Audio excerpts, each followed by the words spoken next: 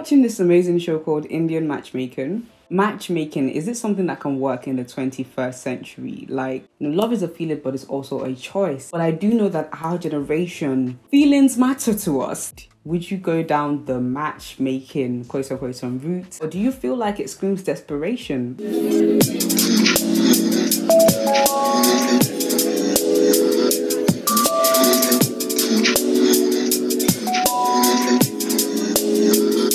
Ask me out. Ask me out. Ooh. Ask me out. Ask me out.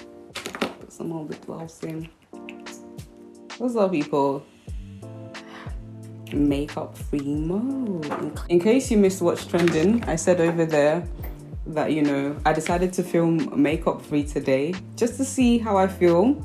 I'm feeling confident. I've been trying some new skincare and I'm loving my skin right now. So I thought, you know what? It's hot. Let's just do it makeup free mode, okay? And I'm loving it. Guys, this is making me feel super happy. Like, I don't know whether it's the sunshine, the bare face, just everything, Okay, so guys, let's go straight into today's chit chat with Mo. I've been watching this amazing show called Indian Matchmaking. So basically there's a matchmaker and basically she matchmakes different single men and women in India. Some of them are based in America, worldwide really. Their heritage is usually connected to India, and basically they might have not had a lot of luck in dating relationships, and they want to be connected with somebody that is ready to marry. That's obviously very important. If you're looking for marriage, you want someone that kind of aligns with that. So they intentionally seek out a spouse through this matchmaker, and they use these things called biodaters. Just like when people go online at dating apps. I've never actually been on a dating app myself, but I would guess that's the same way it works. Your date age, your preferences, what you're looking for. And basically you get matched up like that with a robot or whatever it may be, or you actually look by yourself on the online dating platform, I believe. But what this lady does is basically she becomes the robot, if there was to be a robot. She becomes, the one that compares the biodata. She meets the families, she meets the person that wants to get married, and she basically tries to match them up with somebody suitable. In some cases, not just for the person, but for the family. Something I, noticed was that, the families also had a preference based on who they wanted their child to get married to. Sometimes the family wanted the child to get married and the child wasn't quite ready to get married, but they got married anyway because of tradition and custom. I remember there was one conversation with one of the moms where her friend must have been like, oh, it's all about destiny anyway. And she was like, go and sit down kind of thing, like we can make destiny happen kind of thing. And it was like, okay, well, something that the matchmaker says is she plays Cupid, but she still allows fate to kind of happen. And of course, the idea of fate, destiny, predestination, that's very controversial, but she believes in fate, she believes in destiny, and she believes she can bring two people that look good on the biodata, but actually when they meet they might not have chemistry. Some of them were really stubborn, not very open, and it was like, okay, we can see why you've kind of not had much luck in the past. It's not that you haven't been meeting great people, because on the show there was one particular lady, she met great people, but she just there was always something. And of course we can have high standards, but it's are your standards just high, or are they high and unreasonable? Are you kind of not giving yourself the best chance because you yourself are not open? And something they believe in as well is horoscopes, where they match. Once they do the biodaters match, there was chemistry. They check the horoscopes to see if their stars kind of align.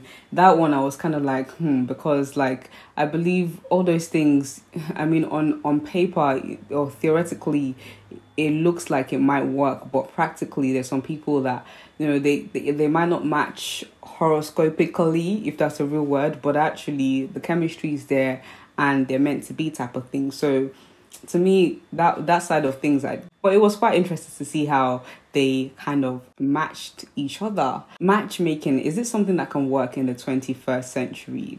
Even for 21st century Indians, do you feel like it's something that can work for them? Because what I found is that some of them were quite resistant to the process, even though they had a lot of choice. I know from the conversation on the show, some of them got married at 19 and they met the guy on the day. You know, like it wasn't like they've been dating the guy. I think that's what you call an arranged marriage. But this time around, it's kind of like, it's just giving you options, I think. Like, okay, try this one, go on a date with this one. That's literally what it is. But like, I think before, it used to be more like, in some cases, look like you're marrying this guy. You don't have a choice. And some of them actually stayed together. And I think this is where the idea of love being a choice comes into it. And when you hear people say things like, yes, love is a feeling, but it's also a choice. You decide to love that person.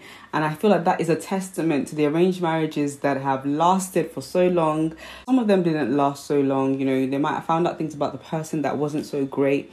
Like one of the guys on the show that was trying to find a wife, his father and mother didn't quite work out because, you know, his father threatened to kill his mother, and, you know, he got put in jail for that, so they got divorced. One of them, who was actually looking for a new husband, got divorced because of infidelity on the guy's part. And in her case, it was a love marriage. So it's love marriage, arranged marriage, whatever it may be, once you get into it, I believe, you know, love is a feeling, but it's also a choice. But I do know that our generation, feelings matter to us. Like, it's not just about I choose. I must have the feeling first as a base foundation, and then I choose. So, which is why I'm like, can it really work? Not just for 21st century Indians, but for 21st century everybody.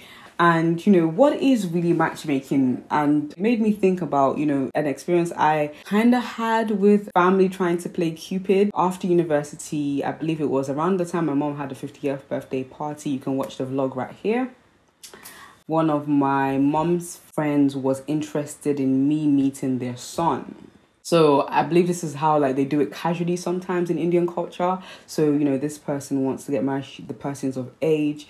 Can they meet your child? Do you feel like they will get on? So they wanted to connect me to the person, and I met the parents and everything. And then, you know, they gave the guy my number, and we started speaking. I mean, it was nice. It was just a bit weird for me. It was long distance, and I was really trying to decipher, like, do you really like me? Like, do you really, really like me? Or is it because you want to get married and, you know, I'm available, or like I want to get married and you're available? Is there actual genuine love between us? Obviously, like, marriage is a life partnership. You're meant to marry someone, I believe, that's going to make your life easier, and you're going to make their life easier as well. I believe you're meant to mutually help one another in your weaknesses. They're hopefully strong, or can at least complement or help you get stronger, and, you know, you support them in their weaknesses as well. So I was really trying to decipher, like, you know, what do you actually want from me? Is this because your parents want this, or because you genuinely actually want me? And that's a big deal for me. As a woman, I believe the guy has to want you. Ladies, oh my goodness, never force yourself on a guy. I believe, and I've said this before, I think women, it's much easier for us to grow in love. It's much easier for us to develop feelings for someone that initially we may not have been feeling like that. Ladies, say aye.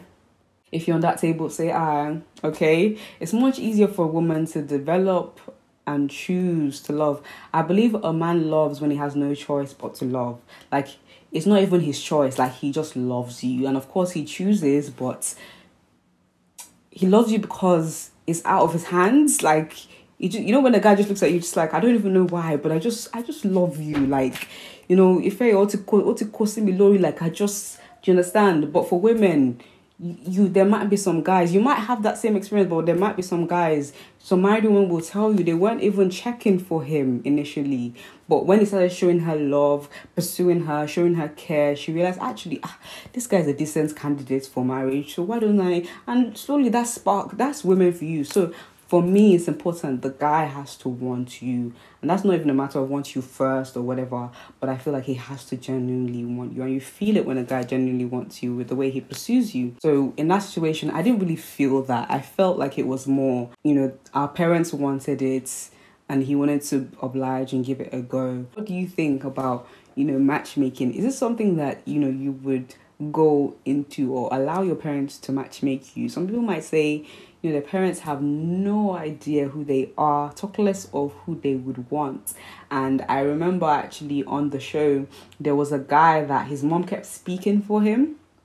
So she was saying his personality traits, but it's like the matchmaker was seeing something else. Like, can you let your son speak for himself, or can you at least let us observe him to determine what his personality is like? So I think some people might, disagree because their parents might not know them well enough to know what they would want.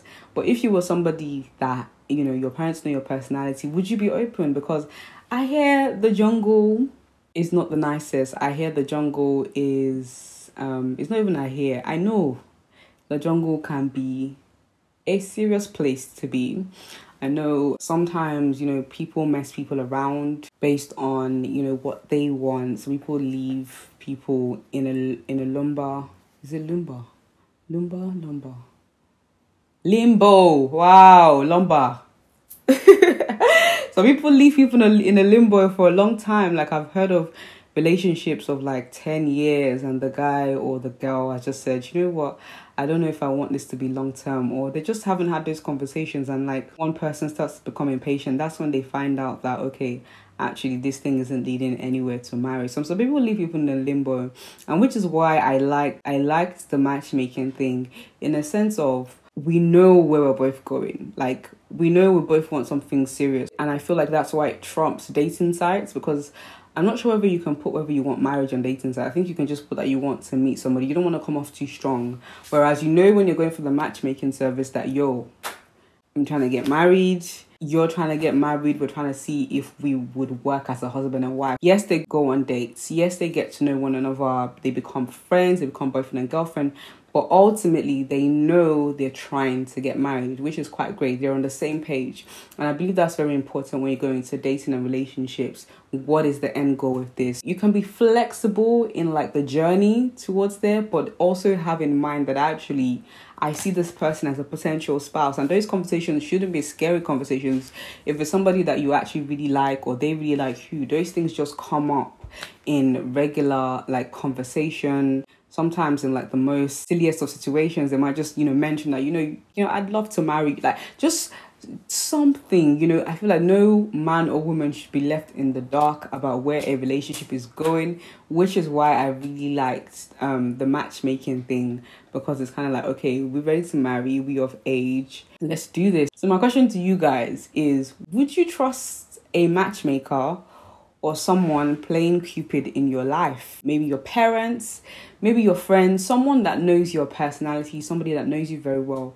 Would you trust them to bring you and present you some options as to eligible bachelors or spinsters ready to get married? Would you go down the matchmaking quote unquote route? Or do you feel like it screams desperation? Because some people might look at that and be like, oh, you're basically trying to force love into your life, even though it might not be time for you to have love in your life right now, which is another thing actually, because some people might look at it as, you're trying to force the hand of destiny. Like that lady, the mom laughed when the lady said destiny. Like, no, you take things into your own hands. Is it desperation to go on apps like dating sites to try and find a partner, a spouse, or is it just you trying to be intentional about dating and relationships? So you guys let me know what you think about this. Sometimes I find that actually people don't know what they want, and people don't know what is good for them as well. That's another thing that the matchmaker found.